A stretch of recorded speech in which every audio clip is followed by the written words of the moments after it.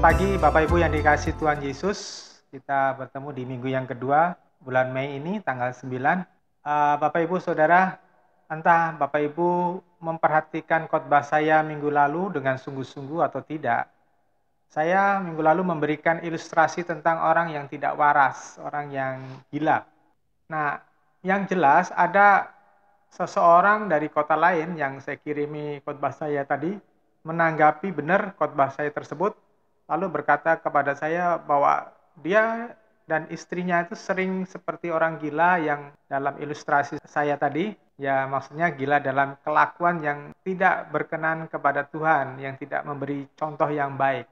Dan ia lantas mengirimkan satu video klip dari seorang pengkhotbah namanya Sean McDowell. Orang ini adalah seorang dosen atau guru filsafat yang berpura-pura menjadi seorang ateis. Ya, diundang berbicara di depan para mahasiswa Kristen di Amerika Serikat. Nah, menarik sekali diskusi ini. Jika Anda bisa berbahasa Inggris, silahkan untuk mengikutinya. Karena di situ Sean McDowell ini berpura-pura sebagai orang ateis dan berusaha untuk menyerang iman kekristenan. Dan di situ kelihatan sekali mahasiswa-mahasiswa yang terpancing emosinya dan mulai berbicara dengan kata-kata yang keras, yang kasar gitu. Di satu kesempatan lain dia bersaksi bahwa bahkan waktu dia diundang oleh seorang pendeta untuk berbicara kepada anak-anak mudanya itu, dan anak-anak muda di gereja itu langsung berteriak, ateis, pergi kamu, minggat kamu," begitu ya. Terus kemudian pendetanya ngomong, "Kalian saja yang minggat ke neraka," gitu. Ya. Nah, Bapak Ibu Saudara, banyak kejadian yang bisa membuat kita bangkit emosinya. Banyak hal yang bisa membuat saudara dan saya itu kecewa. Banyak orang yang bisa menyebalkan hati kita dan bahkan merugikan kita sampai kita bisa hilang kendali. Ada situasi-situasi ekonomi yang bisa membuat kita kecewa. Lalu kita bisa melontarkan kata-kata yang tajam atau ngedumel atau mengeluh, sumpah serampah, dan semua kata-kata yang kita ucapkan itu bisa menyakiti hati orang yang mendengarkan kata-kata kita atau membuat orang lain kehilangan damai sejahtera saat mendengar ucapan kita tadi. Dengan kata-kata kita bisa menghancurkan orang lain. Di sisi lain, kadangkala ketika seseorang jatuh dalam masalah yang berat, ia lantas mengalami depresi, lantas ia mulai merasa sensitif terhadap segala omongan orang lain. Lalu kata-katanya menjadi setajam pisau dan menyakiti orang lain. Bahkan dapat menyakiti orang yang seharusnya layak dikasihi seperti orang tua, anak, suami, istri, teman dekat, ya. Lalu percekcokan mulut mudah tersulut. Masing-masing akan mengeluarkan hujatan, kata-kata yang menyakitkan, kata-kata yang tajam. Jika bukan dalam bentuk verbal, orang yang lepas kendali itu akan menunjukkan body language atau gerak tubuh. Nah, orang-orang yang sedang lepas kendali ini akan menghasilkan body language, gerak tubuh yang menyebalkan di mata orang lain dan membuat hati orang lain terluka. Misalnya dengan menampilkan muka yang masam, cemberut, buang muka, meludah di depan orang. Saya kenal ada seorang suami, kalau dia lagi emosi dengan istrinya itu dia meludah. Ya, dia meludah kepada dia meludah di depan istrinya. Atau kita menunjukkan sikap acuh, ya sikap cuek sampai kepada satu tindakan kasar seperti membanting gelas, menutup pintu dengan keras, atau menendang perabot rumah tangga, menendang lemari, dan sebagainya. Saya pernah melayani sepasang suami istri di mana keduanya adalah sarjana teologi, keduanya adalah pendeta. Waktu itu kami sama-sama membawa suatu seminar di suatu gereja yang mengundang saya dan juga pasangan tersebut. Saya mendapatkan bagian untuk membawakan sesi tentang okultisme dan inner healing. Setelah istirahat dan makan malam, kami kembali ke kamar penginapan masing-masing di mes ya yang disediakan. Lalu tiba-tiba saya udah di dalam kamar tuh, kamar saya itu diketok ya. Rupanya pasangan pendeta tadi yang berbicara dari sesi yang lainnya itu datang menemui saya. Mereka pasangan muda dan mereka berkata bahwa mereka tertarik apa yang saya bagikan. Rupanya mereka meminta saya untuk melayani mereka malam itu. Lalu sang istri bercerita bahwa ketika belum menikah atau saat masih gadis, ia adalah seorang karateka. Dia adalah seorang karateka ban hitam. Seorang wanita ini padahal. Nah, sekarang setelah menikah, bahkan setelah lulus sarjana teologi, ia belum bisa membuang perangai pemarahnya. Si istri ini atau si wanita ini tahu kekuatan yang dia miliki itu jika ia marah dan jika ia tidak mengendalikan kekuatannya, maka suaminya itu bisa babak belur. Dan dia sangat sulit untuk mengendalikan emosi dan rasa tersinggungannya itu. Suaminya, kalau saya lihat itu orangnya itu kalem ya, lemah gitu ya, kurus gitu. Saya bisa bayangin kalau ditonjok atau ditendang sama si istri yang ban hitam tadi, wah bisa berabe deh, bisa kelenger itu suami. Karena itu si istri melepaskan emosinya itu dengan mengalihkan sasaran. Sasarannya adalah lemarinya. Ya, jadi lemari itu jadi sasaran, ditonjok, ditendang, dipukul sampai jebol. Saudara ini kasih Tuhan, saya kasih beberapa contoh yang lainnya. Ya, berikut ini ada kisah nyata dari contoh yang lain. Suatu ketika di masa yang lalu di Singapura, ya saudara tahu Singapura kan negara kecil antara Batam dengan Malaysia, itu ada satu pulau, namanya Pulau Singapura, dulu menjadi pangkalan militer Inggris yang kuat di sana dan sekarang menjadi negara merdeka. Ada seorang pengusaha yang sangat sukses, sangat kaya, tapi ia sudah tua. Ia merasa bahwa ia sudah tidak mampu mengelola usahanya. Pengusaha tua tadi hanya mempunyai satu orang anak laki-laki. Lalu ia menyerahkan segala usahanya kepada anak tunggalnya tadi, ya si anak laki-laki tersebut. Nah, sekalipun masih hidup, si pengusaha tua itu mewariskan semua hartanya termasuk rumah tinggalnya, yaitu satu apartemen kepada anak laki-lakinya tadi. Jadi ia tetap tinggal di apartemen miliknya, tetapi sudah dibalik nama ke nama anaknya, jadi menjadi milik anaknya. Si bapak tua tadi berpikir putranya akan memeliharanya karena semua bisnis, semua hartanya sudah diteruskan kepada si anak. Namun apa yang terjadi kemudian itu di luar dugaan. Antara anak dan ayah tersebut terjadi satu perselisihan, terus kemudian makin lama makin tajam sampai akhirnya satu kejadian bahwa keduanya itu bisa hilang kendali emosi. Dalam kondisi emosi tadi si anak tidak ingat lagi jasa dan kebaikan ayahnya dan tidak lagi bahwa itu yang dihadapi adalah ayahnya sendiri yang membesarkan dia, menyekolahkan dia, membuat dia jadi pintar. Lalu sang ayah yang sudah tua itu diusir anaknya dari apartemennya tadi karena si anak merasa bahwa apartemen itu sudah menjadi miliknya secara hukum. Sang ayah terpaksa keluar dari apartemen dan menjadi gelandangan di jalan-jalan Singapura. Suatu saat si ayah berpapasan dengan sahabatnya dan akhirnya mereka mengobrol dan bekas pengusaha tua tadi itu menceritakan kisahnya kepada temannya bagaimana dia terusir dari apartemennya. Nah, temannya tadi ya tentu kaget sekali ya dengan kejadian itu, tetapi tentu mereka tidak bisa berbuat banyak karena hukum tidak mengenal pertimbangan moral.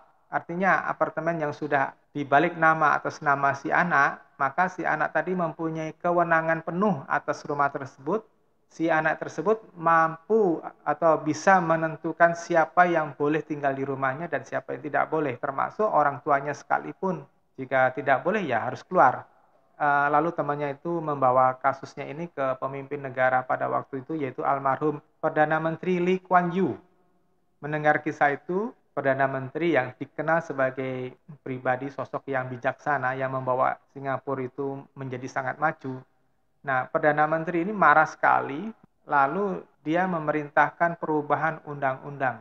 Akhirnya, oleh undang-undang yang baru, pengadilan menyerahkan kembali hak rumah itu dan harta-harta lainnya kepada si ayah. Si pengusaha tua itu menerima kembali miliknya. Pengadilan membatalkan surat warisnya. Maka sejak saat itu, Singapura mempunyai undang-undang melarang pengalihan hak waris sebelum orang yang mewariskan tadi meninggal. Kisah tersebut hanyalah salah satu kisah sedih yang terjadi di panggung dunia ini karena orang-orang tidak mampu mengendalikan emosi dan membiarkannya meledak tanpa terkendali. Nah, banyak orang yang menjadi lupa diri karena emosi. Saya suka merenungkan ya kenapa ada banyak orang yang tidak bisa mengendalikan lidahnya. Coba deh renungkan firman Tuhan dari Yakobus pasal yang ke-1 ayat 26. Jikalau ada seorang menganggap dirinya beribadah tetapi tidak mengekang lidahnya, ia menipu dirinya sendiri, maka sia-sialah ibadahnya. Berapa banyak dari kita yang dulu sebelum pandemi COVID-19 yang setiap hari Minggu itu pergi beribadah ke gereja? Berapa banyak dari kita yang rutin menghadiri menara doa atau sesekali ambil bagian dalam doa syafaat, ambil bagian dalam komsel, tetapi kehadiran atau kerajinan seseorang di gereja atau di PA, pemuritan maupun liturgi-liturgi kita lainnya di gereja, ya apapun itu, tidak memberi jaminan apa-apa kepada saudara dan saya tentang nilai rohani kita masing-masing. Sebaliknya, ada orang-orang yang tubuhnya hadir di dalam ibadah tersebut, di dalam gereja, tetapi pikirannya itu ada di luar, pikirannya melanglang buana, ya nggak konsentrasi kepada ibadah, apalagi kepada firman Tuhan. Orang-orang jenis ini tidak menyerap firman Tuhan, maka roh jiwanya itu tidak pernah menjadi dewasa. Tanda ketidakdewasaan rohani itu adalah suka bertengkar, suka berselisih, ya. Dan orang-orang jenis ini pasti tidak bisa mengekang mulutnya. Saudara, kita baca 1 Korintus pasal yang ketiga, ayat 1 sampai 3. Namun saudara-saudara, aku tidak dapat berbicara kepadamu seperti kepada manusia yang rohani, melainkan seperti kepada manusia duniawi, yaitu seperti kepada bayi-bayi dalam Kristus. Aku memberi kamu minum susu, bukan makanan, karena kamu belum mampu. Bahkan sekarang kamu juga belum mampu. Karena kamu masih duniawi, sebab jika ada iri hati, ada perselisihan di antara kamu, bukankah kamu masih duniawi dan hidup secara manusiawi? Perhatikan ayat yang ketiga tadi, jelas salah satu tanda ketidakdewasaan rohani antara lain adalah ada iri hati dan perselisihan. Iri hati menunjukkan ada hati yang rusuh, ya hati yang tidak sehat, penuh dengan kepahitan. Mungkin Anda tidak mempunyai masalah apapun dengan orang lain yang Anda irikan. Ya, misalnya dengan tetangga yang membeli motor baru, teman yang berhasil bisnisnya, sahabat yang berpenampilan lebih cantik atau lebih menarik. Tetapi seorang yang iri hati biasanya mempunyai masa lalu atau bahkan masa kecil yang tidak bahagia, atau yang pernah mengalami dilukai, atau yang mengalami perlakuan yang tidak adil. Dan ini menumbuhkan sikap iri hati. Sedangkan orang yang berselisih adalah orang-orang yang saya amati itu adalah orang-orang yang tidak bahagia pada masa kecilnya, tidak bahagia pada masa mudanya, ya dengan berbagai macam alasan atau latar belakang. Dari pernyataan Yakobus pasal 1 ayat 26 dan 1 Korintus pasal 3 ayat 1 sampai 3, kita bisa melihat peringatan Tuhan bahwa percuma saja orang beribadah, melayani, memberi perpuluhan, dan segala aktivitas gerejawi jika kitanya ini masih suka bertengkar, tidak mampu mengendalikan diri, bahkan tidak bisa mengalah, tidak suka bersabar begitu, tapi sukanya itu mengumbar kata-kata yang buruk termasuk berdusta. Ibadah orang yang tidak bisa mengendalikan lidah itu akan sia-sia di hadapan Tuhan. Seperti Yesaya 64 ayat yang ke-6, ya, sampai Tuhan itu mengatakan bahwa kesalahan agamawi orang-orang tersebut itu sesungguhnya menjijikkan di hadapan Tuhan. Kita baca dari Yesaya 64 ayat 6. Di terjemahan baru itu dikatakan, demikianlah kami sekalian seperti seorang najis dan segala kesalahan kami seperti kain kotor. Kami sekalian menjadi layu seperti daun dan kami lenyap oleh kejahatan kami seperti daun dilenyapkan oleh angin. Kalau di terjemahan AYT kita baca, kami semua seperti orang najis dan semua kesalahan kami seperti kain najis. Kami semua layu seperti daun dan kesalahan-kesalahan kami menerbangkan kami seperti angin. Ayolah Bapak Ibu Saudara yang dikasihi Tuhan, Anda harus serius dengan peringatan Yesaya 64 ayat 6 ini. Kenapa? Karena kain kotor atau kain najis ini adalah, kalau sekarang ini pembalut wanita yang sedang haid atau menstruasi. Dan kalau dikatakan kain kotor atau kain najis ini pembalut yang sudah kena darah menstruasi. Nah, saudara bayangin deh, masakan ada pembalut bekas yang sudah kena darah menstruasi tadi itu mau disimpan. Menjijikkan kan? Ya, saudara pasti geli lah ngelihat pembalut tadi yang sudah kena mens tadi ya. Anda boleh jadi terhormat di mata masyarakat, di lingkungan keluarga, ya. Tetapi jika Anda tidak memenuhi syaratnya Tuhan, yaitu di mulut kita, di hati kita, Anda tetap tidak ada harganya sama sekali. Nilai Anda seperti nilai pembalut wanita yang sudah bekas tadi. Cobalah Anda saat ini mendengarkan khotbah ini dengan serius ya, dengan memiliki rasa takut kepada Tuhan. Ya, milikilah rasa takut sedikit saja. Alkitab mengajarkan asal dari mana yang najis tadi itu dapat keluar dari mulut atau dari body language kita. Ya, dengarkan firman Tuhan di dalam Matius pasal 15 ayat 11 dan 12. Bukan apa yang masuk di dalam mulut yang menajiskan, tetapi apa yang keluar dari mulutnya inilah yang menajiskan orang. Kemudian murid-murid Yesus datang dan bertanya kepadanya, tahukah engkau bahwa orang-orang Farisi tersinggung ketika mendengar pernyataan ini? Saudara yang dikasih Tuhan Yesus, tahukah Anda mengapa orang-orang Farisi tadi tersinggung? Karena kedagingan mereka. Dalam hal ini adalah harga diri. Premis atau pola berpikir atau paham atau ideologi atau doktrin yang tidak dipimpin oleh Roh Kudus itu masih mendominasi, masih hidup di dalam pribadi orang tersebut. Ini belum dimatikan. Rasa tersinggung adalah bukti bahwa akunya orang itu masih kuat, masih menjadi monster. Ya, orang jenis ini memang akan sulit berubah dan sulit untuk diajar. Tugas saya adalah mengajari Anda bahwa jika Anda pelihara terus hati yang mudah tersinggung, Anda tidak ubahnya seperti pembalut wanita yang sudah bekas tadi.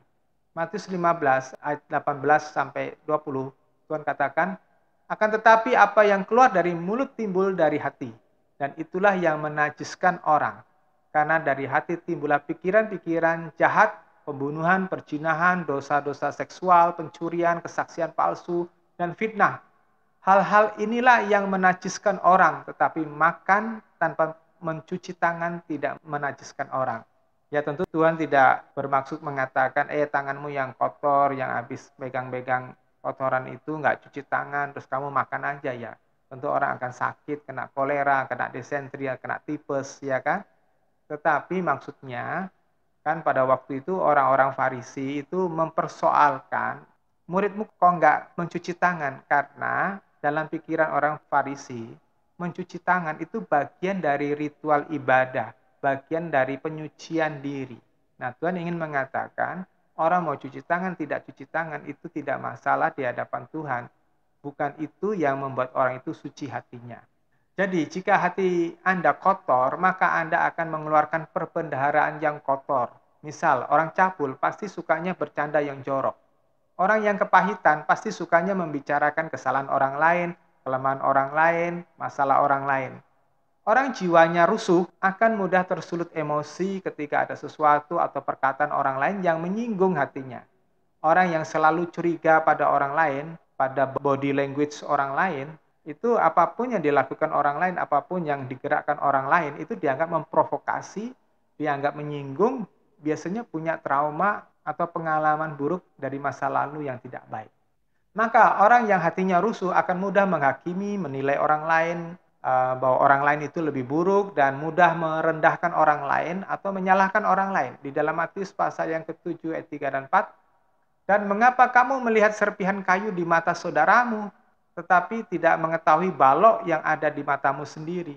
Atau bagaimanakah kamu berkata kepada saudaramu, biarlah aku mengeluarkan serpihan kayu itu dari matamu, tetapi lihat, ada balok di matamu sendiri. Ya, ada balok gede yang nutupin matanya sendiri, tetapi kita lebih suka melihat kesalahan, melihat serpihan di mata orang lain. Secara umum, orang-orang yang ringkih atau yang rusuh hatinya tadi, itu pasti bermasalah dengan jiwanya. Saya mempunyai keyakinan kuat berdasarkan pengalaman pribadi saya melayani Tuhan, ya, bahwa kelemahan jiwa tersebut tuh sebetulnya dapat dipulihkan, dapat disembuhkan jika yang bersangkutan benar-benar mau dipulihkan, benar-benar mau diubah oleh Tuhan. Saya percaya seorang yang pemarah berat sekalipun, bagaimanapun dapat berubah menjadi lemah lembut. Saya percaya seseorang yang mudah tersinggung sekalipun dapat sembuh dari rasa ketersinggungannya jika ia dapat menanamkan pikiran-pikiran positif seperti di Filipi pasal 4 yang ke-8 dan mau mengerti bahwa Tuhan sedang memperbaiki dirinya. Kita baca Ibrani pasal 12 ayat 5-8. Dan apakah kamu telah melupakan nasihat yang diberikan kepadamu sebagai anak-anak? Hai anakku, jangan anggap enteng didikan Tuhan dan jangan merasa kecil hati ketika kamu ditegurnya. Sebab Tuhan menghajar orang yang dikasihinya dan mencambuk orang yang diterimanya sebagai anak. Kamu terus bertahan demi didikan itu karena itu berarti Allah sedang memperlakukanmu sebagai seorang anak. Lagi pula, anak macam apakah yang tidak pernah dididik oleh ayahnya? Jika kamu tidak pernah menerima didikan yang seharusnya diterima oleh semua anak, kamu adalah anak haram, bukan anak yang sah. Anak haram itu dalam bahasa Yunaninya itu adalah notos, anak yang tidak syah, ya, anak haram. Kuncinya agar bisa diubah itu sebetulnya sederhana. Sederhana banget. Ya, pertama, lepaskan hak atas segala sesuatu dan mau memikul salib. Saudara baca di Matius pasal yang ke-16 ayat 24. Ya, barang siapa tidak melepaskan segala sesuatu, barang siapa tidak mau memikul salibnya, ia tidak berkenan kepadaku. Ya. Dan yang kedua, mau belajar the way of life of God. Ya, Matius 11 ayat 28, 29. Ya, belajarlah kepadaku karena aku rendah hati dan lemah lembut. Ya, belajar sama Tuhan. Itu the way of life-nya Tuhan Yesus. Melakukan apa yang Tuhan inginkan. Ya. Yang ketiga, di Yohanes pasal 4 ayat 34 Tuhan berkata, makananku adalah melakukan kehendak Bapa dan menyelesaikan pekerjaannya. Menu sehari-hari kita, kerinduan kita, keinginan kita, passion kita, ya, itu adalah melakukan kehendak Bapa dan menyelesaikan pekerjaan Tuhan yang belum selesai di muka bumi ini, yaitu memberitakan kabar baik ke segala orang. Terus yang keempat, terus masuk di dalam hadirat Allah, di dalam roh dan kebenaran di dalam Yohanes 4 ayat ke-24. Ya, saya pernah sampaikan bahwa Yohanes 4 ayat 24 tentang maksud menyembah di dalam roh dan kebenaran. Saya percaya yang dimaksud oleh Tuhan Yesus ini sangat berbeda dengan pengertian orang-orang yang terutama beraliran karismatik Pantekosta. Menurut saya, jika ini dipahami bahwa menyembah di dalam roh itu hanya sebatas berdoa di dalam bahasa roh, ini sama dengan mengkebiri pengertian Yohanes pasal 4 ayat ke-24 tadi. Saya percaya orang yang menyembah di dalam roh berarti nilai roh orang tersebut telah menjadi setara dengan roh Tuhan dan telah menjadi sekualitas dengan roh Tuhan. Tetapi menjadi setara atau sekualitas dengan roh Tuhan itu tidak mudah. Karena dasar naluri kita itu sudah tercemar dengan dosa. Mari kita berpikir jernih ya. Saya pernah tahu ada seorang pemimpin pujian, seorang worship leader, seorang wanita yang cantik, istri pemusik dari suatu gereja yang besar, ya. Kalau dia menjadi seorang worship leader, ya, saya ada di situ, ya, beberapa waktu di gereja tersebut, ya, itu suaranya bagus sekali dan berbahasa roh dengan melengking tinggi. Tetapi pada suatu saat saya mendengar bahwa dia berselingkuh beberapa kali, lalu meninggalkan suaminya dan menikah dengan seorang pria lain yang kaya tetapi beragama lain. Lalu wanita ini murtad. Ada seorang pengusaha yang berhasil, seorang yang kaya, ya, menjadi pelayan dari satu gereja yang besar, berbahasa roh, tetapi ketika dia marah kepada karyawannya, itu segala macam nama kebun binatang itu keluar. Pria dan wanita yang seperti ini, apakah sudah disebut menyembah di dalam roh? Menurut saya tidak. Bagaimana mungkin orang yang menyembah Roh Kudus, yang notabene itu dipimpin oleh Roh Kudus, tetapi berbuahkan kebusukan? Jelas nggak bisa. Tuhan Yesus ngomong di Matius 7 ayat 20, dari buahnya kamu tahu pohonnya. Itu sebabnya Tuhan berkata di Matius pasal 5 ayat ke-20, jika hidup keagamaanmu tidak lebih baik daripada orang Farisi dan ahli-ahli Taurat, kamu tidak bisa masuk di dalam kerajaan surga. Dan Matius 5 ayat 48, ya, hendaklah kamu kudus seperti Bapamu di surga kudus. Nah, saudara, saya ilustrasikan demikian. Ketika seorang belajar terus, ya, dari SD, SMP, SMA, lalu ia meneruskan di S1, ya, jika ia tidak mau berhenti belajar, terus ia terus belajar sampai mendapatkan gelar S2 dan tembus S3, akhirnya menjadi seorang profesor dengan pengalaman dan belajarnya tersebut. Nah, orang yang menjadi profesor tentu bukan orang yang sembarangan, bukan yang abal-abal, karena keprofesorannya itu harus diuji di lapangan akademis. Teori dan hipotesanya harus terbukti, dibuktikan dengan fakta-fakta. Ya, pengetahuannya tentu bukan abal-abal. Dan orang yang menguji juga orang-orang yang pinter. Nah, dalam kehidupan rohani pun itu mengenal pelatihan pendidikan yang ketat seperti tadi yang di Ibrani pasal 12 ayat 5 sampai 8. Tuhan itu nggak abal-abal mendidik kita. Tuhan itu serius benar mendidik kita. Tuhan sengaja mendidik kita dengan keras sampai kita tidak memiliki jejak dosa dalam naluri kita. Kita yang mau diasah, mau dipertajam sampai kita memiliki kodrat ilahi, sampai kita terbukti tahan uji. Kuncinya cuma satu, yaitu mau. Mau datang kepada Tuhan dengan penuh kerendahan hati, mau diajar firman Tuhan, tidak mengeraskan hati saat ditegur. Contohnya, ya ada teman yang ketika saya memberikan konseling itu, dia berkata, ya saya mau mengubah jalan pikirannya demi untuk bisa saya melakukan kebenaran. Terus mau melakukan dan mempraktekkan dan melaksanakan apa yang Bapak maui, bukan apa yang saya maui. Ya, tadi saya sudah katakan bahwa orang harus mau melepaskan hak terlebih dahulu, terutama hak harga diri atau pride. Hak harga diri atau pride ini adalah masalah klasik yang sulit untuk ditinggalkan banyak orang.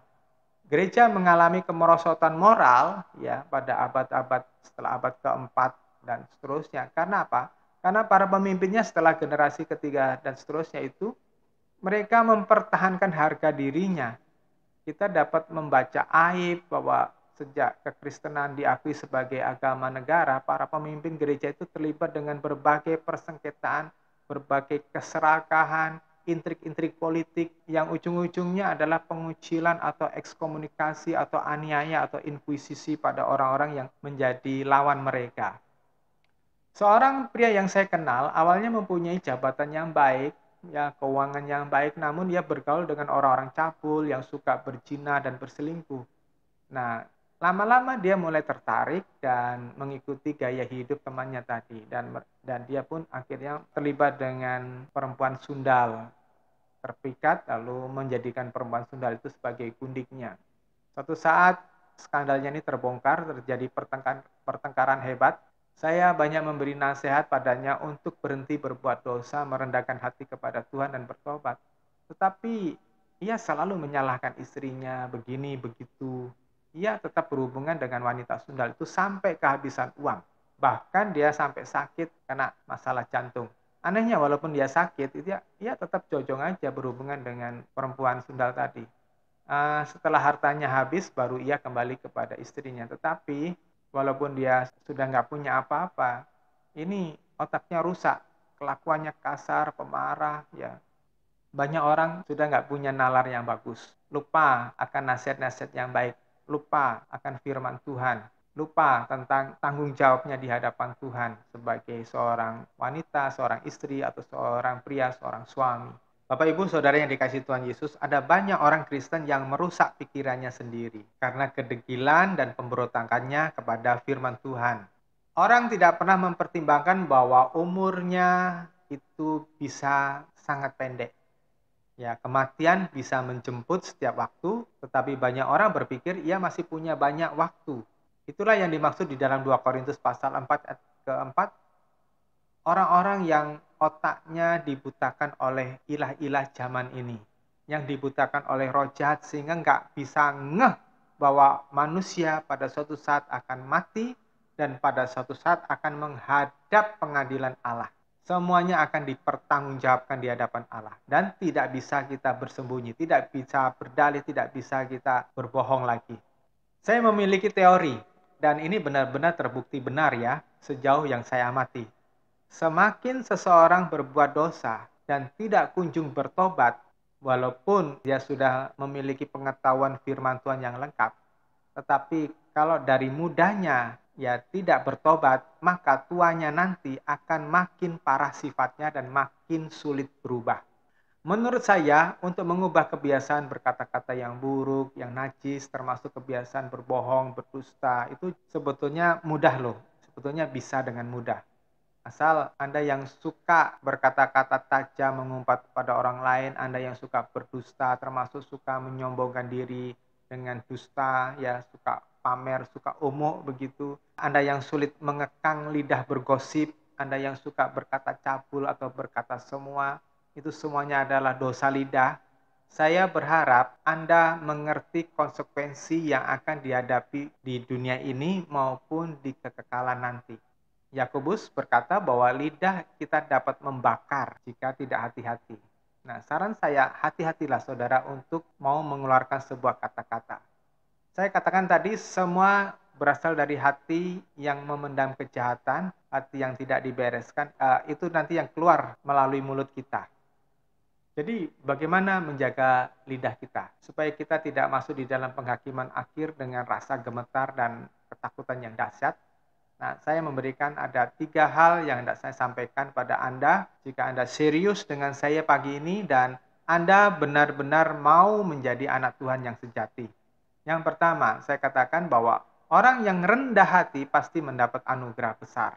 Ya, pertolongan Tuhan sepengalaman saya tidak sulit didapat untuk orang-orang yang rendah hati, termasuk pertolongan Tuhan untuk mengubah hati kita. Kita cukup bersedia mau mengubah mindset kita. Tetapi tadi saya bilang mengubah mindset itu tadi tidak mudah loh. Jarang orang yang mau sukarela dengan segera melepaskan haknya, hak harga dirinya, pride-nya tadi. Seringkali ngeyel dulu, hanya karena tidak mau melepaskan kedagingan, keinginan mata, atau keangkuhan hidup. Lalu setelah menerima hajaran, sudah babak belur, sudah habis-habisan, sudah sakit-sakitan, ya kadang-kadang ada yang baru sadar. Nah, masalahnya banyak orang yang terlambat menyadari dan waktunya habis. Ya, waktunya keburu habis. Ada orang-orang yang tidak memiliki kesempatan kedua. Dan saya telah banyak kehilangan teman yang mengeraskan hati, yang menyia-nyiakan waktu, dan mereka tidak punya kesempatan kedua ketiga. Habis mereka. Tetapi orang-orang yang rendah hati mau terbuka kepada firman Tuhan, yang mudah dituntun, mudah untuk melepaskan hak, tidak gengsi, ya, ada rasa haus dan lapar akan kebenaran. Saya melihat orang-orang ini dapat berubah kok, dapat berubah total, dapat diubahkan oleh Tuhan dan luar biasa kesaksiannya. Termasuk orang-orang yang mau mengubah kebiasaan buruknya, bisa berubah. Terus yang kedua adalah belajar mengucap syukur atas apa yang terjadi. Di 1 Tesalonika pasal 5 yang ke-18, mengucap syukurlah dalam segala hal, sebab itulah kehendak Allah bagimu di dalam Kristus Yesus. Jika Anda tahu mengucap syukur, tahu berterima kasih ya, dengan sepenuh hati, dengan tulus ya, rasa tidak puas, bahkan rasa disakiti, dendam, itu akan mudah dibuang, akan mudah terbuang dari hati saudara. Anda akan mudah sekali melupakan hal yang tidak menyenangkan hati saudara.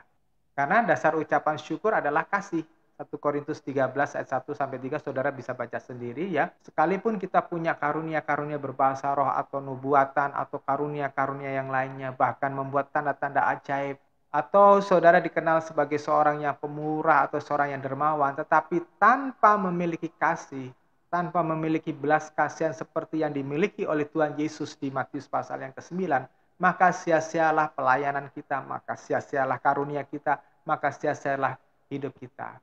Oleh sebab itu saudara yang dikasih Tuhan Yesus, miliki kasih. Dari kasih itu saudara bisa mengucap syukur, bisa berterima kasih, baik kepada Tuhan ataupun pada orang-orang lain yang telah memberkati saudara. Terus yang ketiga, bangun kesadaran bahwa dirimu adalah milik Allah yang sudah dibeli lunas oleh Tuhan. Saudara baca baik-baik di dalam Galatia pasal 2 ayat yang ke-20. Intinya adalah hidupmu adalah milik Kristus, bukan milikmu. Ya, hidupmu sudah dibeli dengan lunas oleh darah Yesus. Jadi engkau tidak memiliki hak apa-apa lagi. Jadi hidup yang kita pakai itu hanya pinjaman dari Tuhan, karena sesungguhnya hidup kita ini, tubuh kita adalah milik Tuhan.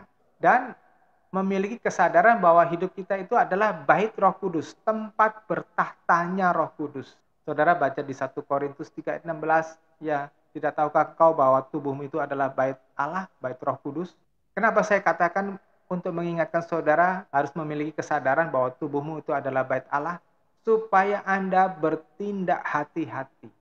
Termasuk ketika kita mau mengucapkan sesuatu, itu bertindak hati-hati. Siapapun yang menjadi lawan bicaramu, entahkah itu anakmu sendiri, entah itu suamimu sendiri, entahkah itu istrimu sendiri, engkau tidak berhak untuk memperkatakan kata-kata yang tidak baik, yang tidak kudus. Engkau tidak memiliki hak untuk menyakiti orang lain dengan kata-katamu. Tetapi engkau bisa berkata-kata dengan bijaksana. Bapak Ibu Saudara, tidak berarti bahwa seorang Kristen itu tidak boleh menegur orang lain loh ya. Tidak berarti bahwa seorang pemimpin, seorang manajer Kristen gitu tidak boleh menegur atau memberikan sanksi kepada anak buahnya yang buat salah. Tetapi orang Kristen yang bijaksana, orang yang dipimpin oleh Roh Kudus, tegurannya itu akan mendidik orang lain, bukan menghancurkan orang lain. Saya mengingatkan ketika Anda mau menggosipkan orang lain, apalagi orang yang tidak bersalah, apalagi hamba Tuhan yang tidak bersalah, hanya karena Anda ingin memihak kepada orang-orang tertentu, misalnya teman Anda gitu ya. Ketika Anda mau mengeluh, ngedumel, protes dengan cara yang tidak benar, ya kasar begitu. Ketika Anda mau meluapkan emosi dengan kata-kata yang kotor, yang kasar, yang keras. Ketika Anda mau mengutuki orang lain karena kebencian Anda. Ingatlah perkataan Tuhan Yesus di dalam Matius pasal 12 ayat 36 sampai 37. Namun aku mengatakan kepadamu bahwa setiap kata-kata yang sia-sia yang diucapkan orang, mereka akan mempertanggungjawabkannya pada hari penghakiman. Karena oleh perkataanmu kamu akan dibenarkan dan oleh perkataanmu kamu akan dihukum. Bapak Ibu Saudara yang dikasihi Tuhan Yesus, kita tidak boleh membatasi pengertian dari teguran Tuhan atau peringatan Tuhan di Matius pasal 7 ayat 3 dan 4 tadi tentang selumbar atau serpihan kayu di mata orang lain yang mendorong orang itu untuk menghakimi orang lain. Dan Matius pasal 15 ayat yang ke-18 tentang segala yang keluar dari mulut kita ini yang menentukan apakah ia najis apa tidak.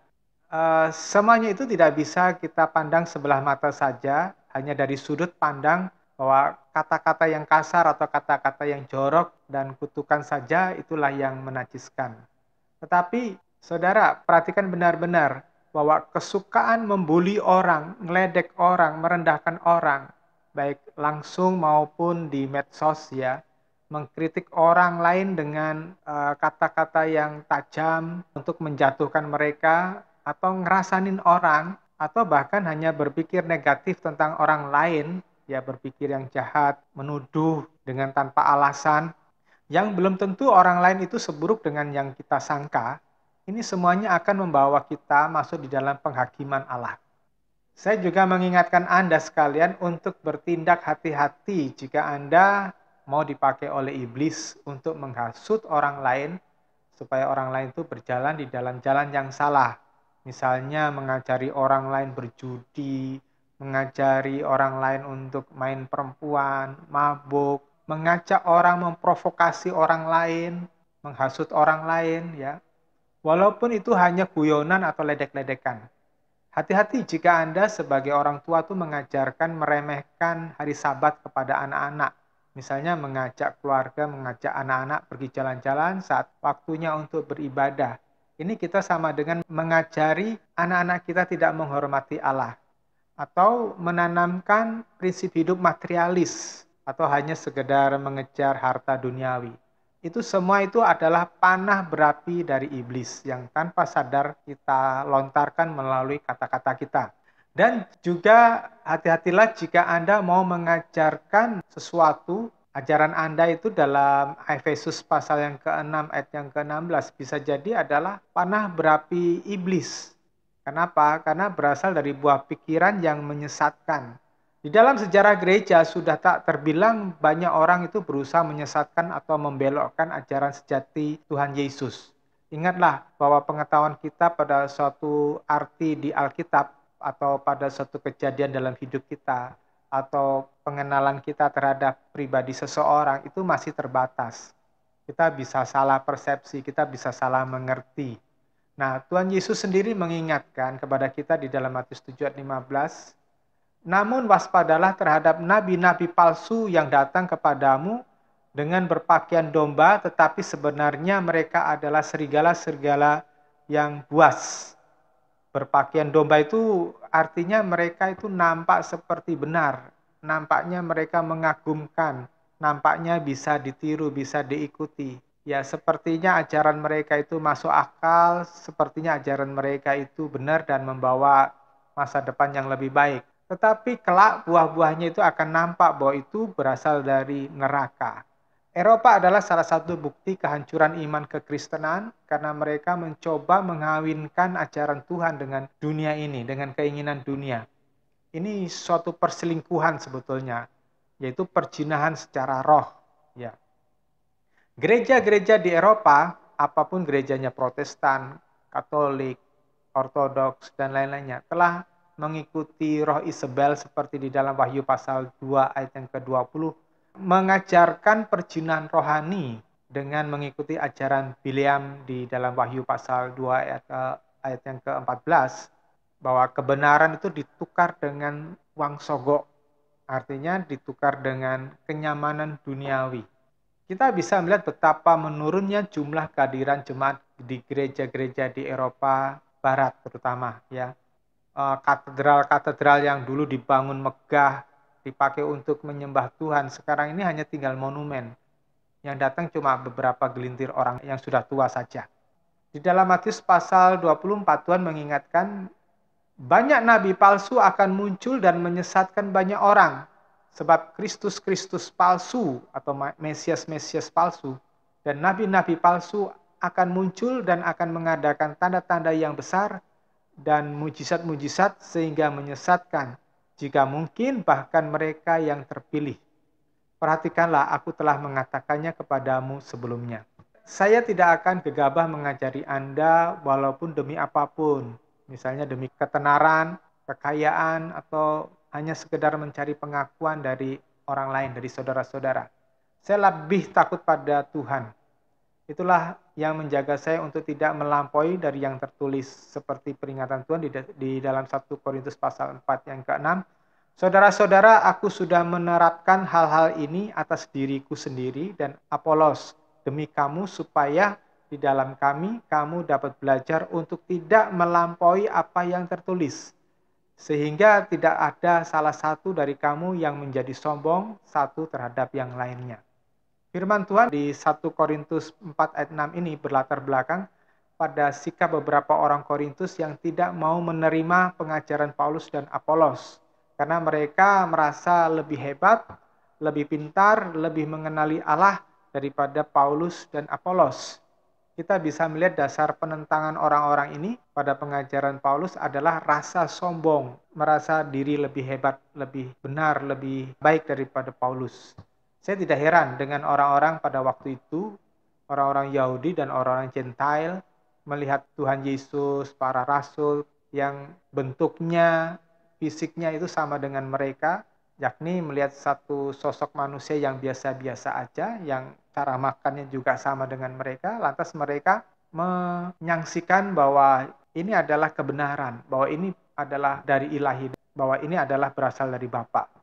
Mereka berpikir bahwa mereka bisa seenaknya menolak Tuhan Yesus dan para rasulnya.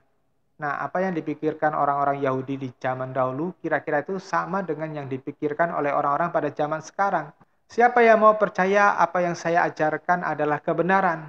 Siapa saya yang bisa dipercayai? Ya, sebab saya tidak nampak seperti Superman. Superman aja banyak yang nggak suka, banyak yang menentang, apalagi saya. Siapakah yang mau percaya bahwa apa yang saya ajarkan, bahwa sekalipun engkau Kristen, engkau tidak akan diterima oleh Tuhan di sorga jika engkau tidak mau berubah menjadi seperti Kristus. Siapa yang mau percaya bahwa karunia-karunia ajaib, entahkah bahasa roh, penglihatan, bahkan pengabulan doa, dan kemakmuran yang didapat, itu bukan jaminan orang tersebut sudah berkenan kepada Tuhan. Bisa jadi bahwa orang-orang yang luar biasa dalam tanda kutip tadi sebetulnya Tuhan tidak suka. Bahkan Tuhan akan mencampakkan mereka ke dalam neraka. Siapakah yang mau percaya bahwa apa yang Anda percaya itu salah dan saya benar? Ya, orang lebih mempercayai kata-kata yang muluk-muluk ketimbang kebenaran yang diilhami Roh Kudus. Misalnya ya, pada tahun 1933, orang-orang Jerman itu terpesona dengan Hitler dan partai Nazinya. Mereka berpikir bahwa Adolf Hitler adalah dewa yang menyelamatkan bangsa Jerman yang pada waktu itu terpuruk akibat kalah perang dalam Perang Dunia Pertama dan mengalami krisis ekonomi pada tahun 1930. Mereka, yaitu bangsa Jerman itu tidak sadar bahwa mereka itu digiring oleh Hitler menjadi monster terkejam di dalam Perang Dunia yang kedua. Lalu ketika Vladimir Lenin percaya kepada apa yang diajarkan Karl Marx dalam paham komunisme, ia mengadakan revolusi Bolshevik yang menumbangkan Tsar Nicholas II, Kaisar Rusia pada waktu itu, lalu membantai seluruh keluarga Tsar, tidak kecuali anak-anaknya Tsar Rusia tadi dibunuh juga. Lenin tidak sadar bahwa dia sedang membawa bangsa Rusia, Uni Soviet, itu melahirkan monster yang lainnya, yaitu Joseph Stalin, yang tidak kalah kejamnya dari Adolf Hitler.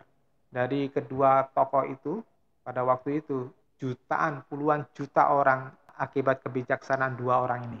Saya harus terus mengingatkan Anda, berhati-hatilah terhadap apa yang Anda percayai jika itu tidak mempunyai dasar firman Tuhan. Apa yang tidak Anda pahami dari kebenaran Tuhan adalah seperti tombol pemicu reaksi berantai yang akan menimbulkan bencana, terutama bagi keluarga Anda. Saya pikir Anda butuh sebuah revolusi yang besar dalam pikiran supaya Anda tidak mempercayai suatu ajaran atau suatu pikiran dengan sukarela tanpa pengujian. Dan saudara harus memiliki revolusi yang besar untuk memahami apa yang saya katakan ini adalah kebenaran. Ya, saya belajar untuk berhati-hati mengajarkan. Saya berharap Anda harus siuman benar memperhatikan apa yang saya bagikan ini. Saya harus belajar dengan apa yang terjadi di Eropa. Mereka dahulu bangga dengan doktrin yang sepertinya rasional, sampai-sampai mereka berani bertengkar dan berperang demi membela doktrin. Saudara, Eropa pernah menderita dalam perang 30 tahun pada abad pertengahan karena doktrin, karena gontok-gontokan soal doktrin. Ya, tetapi saya juga belajar kekristenan tipe Amerika yang menonjolkan karunia, mujizat, dan hal-hal yang supranatural. Dari sanalah tumbuh subur aliran-aliran sesat, dan dari sanalah lahir nabi-nabi palsu. Banyak dari pengkhotbah-pengkhotbah Amerika yang mengangkat dirinya sebagai nabi, lalu memimpin umatnya dan membawa mereka kepada bencana yang mengerikan. Saudara, saya pernah bercerita tentang James Jones dan David Koresh, membawa pengikut-pengikutnya kepada bunuh diri massal. Jadi, tipe gereja Eropa, tipe gereja Amerika, mana yang benar? Yang benar ialah jangan melampaui tatanan yang ditetapkan oleh Tuhan. Apa yang tertulis itulah panduan umum kita. Percayai apa yang dikatakan Tuhan Yesus dan para rasul ajarkan dengan kepala yang cerdas. Dan untuk itulah saya harus mengingatkan kepada saudara, dan saya juga harus menjaga mulut saya ini supaya berhati-hati. Supaya apa? Tidak tertarik kepada hal yang spektakuler ataupun yang hal doktrinal semata-mata. Semuanya harus diuji lebih dahulu. Jangan semata-mata menerima suatu ajaran hanya untuk memuaskan panca indera kita. Pikiran kita itu benar-benar harus terang. Itulah sebabnya saya mengingatkan kepada Anda supaya Anda tidak mengajarkan hal-hal yang ngawur dan bertentangan dengan kebenaran. Jangan ajarkan dengan sembarangan kepada orang lain atau kepada anak istrimu dan suamimu sendiri, karena dari apa yang engkau katakan itu engkau akan menghadapi penghakiman Allah. Kenapa saya katakan begitu? Karena ada beberapa orang yang saya tahu terlalu berani melampaui apa yang tertulis. Terlalu berani untuk mereka mengucapkan atau mengajarkan sesuatu. Ada orang-orang yang berani menentang kebenaran yang sudah tertulis demi membela kedagingan mereka. Sifat pementingan dirinya sendiri dan mempengaruhi orang lain, dan ini fatal sekali. Karena apa? Menyesatkan. Dan Tuhan mengingatkan bahwa orang-orang yang menyesatkan, yang berani menyesatkan ini, lebih baik sebuah batu kilangan itu diikatkan di lehernya kemudian dicemplungin di laut. Saudara pernah nggak melihat batu kilangan? Saya sudah pernah lihat waktu saya pergi ke Yerusalem. Batu kilangan itu bukan batu kerikil, bukan batu segenggam tangan ini, enggak. Batu kilangan itu gede banget, saudara. Saya pikir itu beratnya mungkin ada lebih daripada 1 ton, 2 ton begitu ya. Nah, kalau diikatkan kepada leher seseorang kemudian dicemplungin di laut, walaupun dia pandai berenang, dia pasti akan tenggelam. Ya, ingat penghakiman Allah. Setiap ucapan yang kita ucapkan itu akan dibawa ke pengadilan Allah. Saya mengingatkan sebelum akhir khotbah ini, berbicaralah dengan bijaksana. Mintalah pimpinan Roh Kudus terus. Dan untuk saudara mau dipimpin oleh Roh Kudus, saudara harus memiliki pengenalan akan Tuhan yang baik. Saudara harus mengerti firman Tuhan dan menjadikan firman Tuhan itu mendarah daging dalam hidupmu, sehingga perkataanmu itu akan dituntun, sehingga perkataanmu itu akan dikendalikan oleh Roh Kudus, ya dipimpin oleh Roh Kudus, sehingga tidak memperkatakan kata-kata yang jahat. Tuhan Yesus memberkati. Amin.